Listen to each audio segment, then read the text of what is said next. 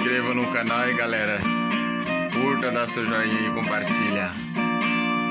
Me lembro e sinto saudade do tempo que vai ficando, do tempo de boiadeiro que eu vivia viajando. Eu nunca tinha tristeza, vivia sempre cantando, desde me cortando estrada no meu cavalo ruando. Sempre lidando com gado, desde a idade de 15 anos. Não me esqueço de um transporte, 600 boi cuiabano.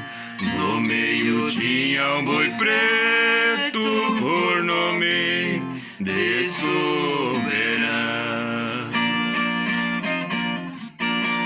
Na hora da despedida o fazendeiro foi falando: cuidado com esse boi que nas guampas é liviano.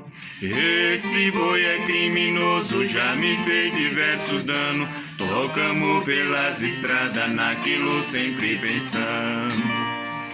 Na cidade de Barreto, na hora que eu fui chegando, a boiada estourou, ai, só vi a gente gritando. Foi mesmo a tirania na frente, o soberano. Os comércios da cidade a porta foram fechando. Na rua tinha um menino, de certo estava brincando.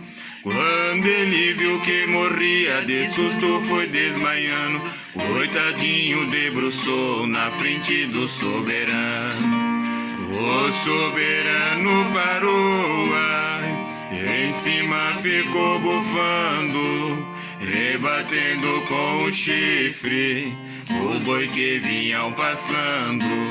Naquilo o pai da criança de longe vinha gritar: se esse boi matar meu filho, eu mato quem vai tocando. Quando viu seu filho vive, o boi por ele velando. Caiu de joelho por terra e para Deus fui implorando: salva meu anjo da guarda desse momento tirano. Quando passou a boiada e o boi foi se retirando, veio o pai dessa criança e comprou o soberano. Esse boi salvou meu filho, ninguém mata o soberano.